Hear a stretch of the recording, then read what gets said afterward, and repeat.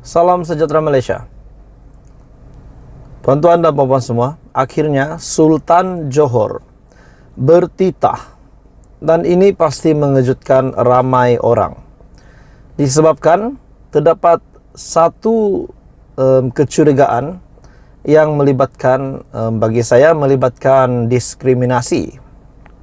Sudah pasti ekstremis perkauman dan sebagainya yang sama waktu dengannya tidak disukai. Dan hari ini Sultan Johor bertitah. Ini pasti menggemparkan. Sultan Johor titah ambil tindakan jika dakwaan berkenaan dengan isu ini benar. Apakah isu ini? Teruskan bersama di dalam channel ini untuk perkembangan seterusnya. Sultan Johor titah untuk ambil tindakan jika dakwaan isu bengkel SPM benar.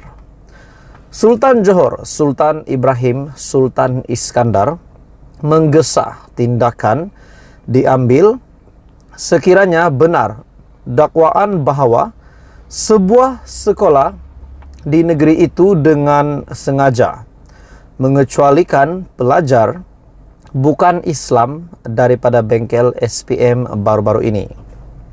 Ini pasti mengejutkan sekiranya ini benar. Sultan Ibrahim bertitah. Begitu juga tindakan perlu diambil sekiranya dakwaan itu ternyata palsu. Tiada orang yang patut disisihkan daripada suatu program awam kerana agama atau bangsanya.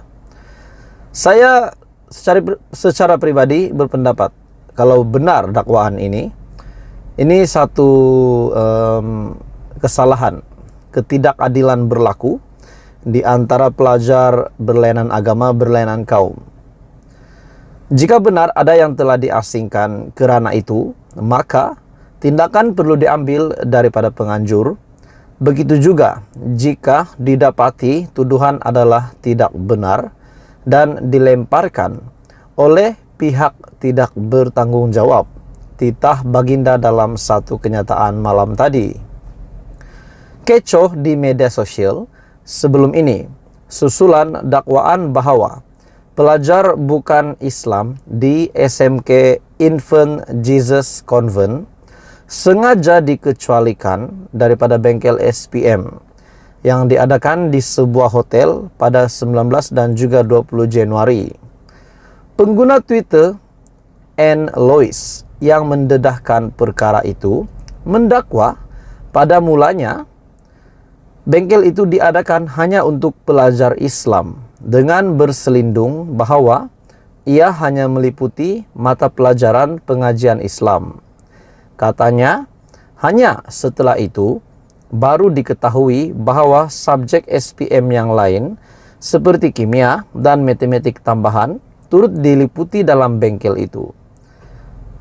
Sebelum ini, tuan-tuan dan bapak semua, kita tahu SPM adalah kewajiban untuk diambil oleh setiap pelajar, tidak kira agama dan kaum. Dan kenapa kalau benar perkara ini berlaku, terdapat pelajar yang disisihkan, sedangkan subjek yang mata pelajaran yang menjadi salah satu dalam bengkel itu menjadi salah satu inisiatif ataupun tentatif dalam bengkel itu. Kenapa? Kalau ini benar, kenapa pelajar yang lain yang berbeza agama, berbeza kaum tidak dibenarkan ikut? Menurutnya dia berkata, ibu bapa dalam PIBG yang tidak berpuas hati kemudiannya bertanyakan perkara itu dengan guru besar di kumpulan WhatsApp. Guru besar dikatakan menjelaskan bahawa bengkel itu merupakan langkah sekolah untuk membantu kira-kira 40 pelajar Melayu yang berisiko gagal dalam peperiksaan SPM. Guru besar itu dilaporkan telah menafikan unsur perkauman dalam perkara itu. Bagaimanapun kenyataan, Kementerian Pendidikan kemudiannya mendakwa bengkel SPM itu diadakan berasingan bagi mengelakkan mengganggu pelajar yang membuat persiapan menyambut Tahun Baru Cina. Kementerian juga berkata, sesi kedua bengkel itu dijadwalkan berlangsung pada 26 dan 27 Januari untuk pelajar lain yang tidak turut serta sebelum ini. Jadi pada akhirnya Sultan Johor bertitah Ambil tindakan jika dakwaan isu bengkel SPM benar. Hai semua, salam sejahtera Malaysia. Hari ini tuan-tuan dan puan semua, satu keputusan paling mengejutkan yang telah didedahkan oleh SPRM. Seperti yang kita sudah tahu, hampir setiap hari ada saja kerja, ada saja pengumuman, pendedahan, penangkapan yang dilakukan oleh SPRM. Hari ini satu pendedahan yang paling menarik.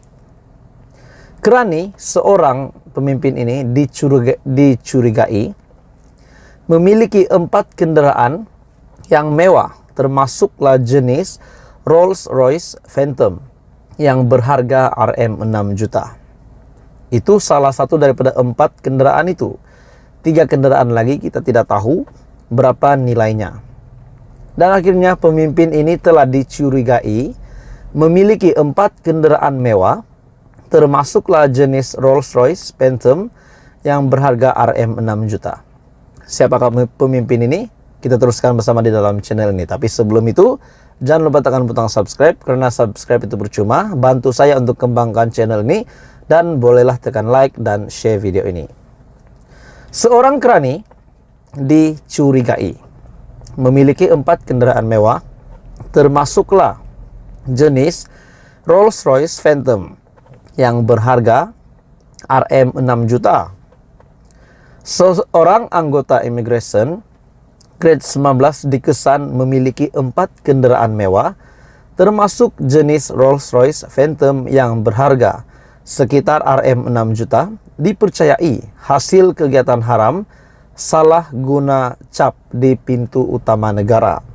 Perkara itu akhirnya terbongkar selepas SPRM melakukan siasatan berikutan penahanan 28 anggota dan pegawai imigresen di Selangor dan Johor sejak Selasa yang lalu. Siasatan awal mendapati kendaraan jenis Rolls-Royce Phantom, Ford Mustang, Range Rover dan Audi itu didaftarkan atas nama 4 ejen termasuk 2 warga Cina. Mereka adalah ejen pekerja asing warga Cina yang beroperasi di negara ini. Agak mengejutkan, seorang anggota immigration grade 19 yang bergaji bawah Rm4.000 mampu memiliki kesemua kenderaan mewah tersebut. Apa komen Anda? Adakah itu satu perkara yang normal atau tidak normal?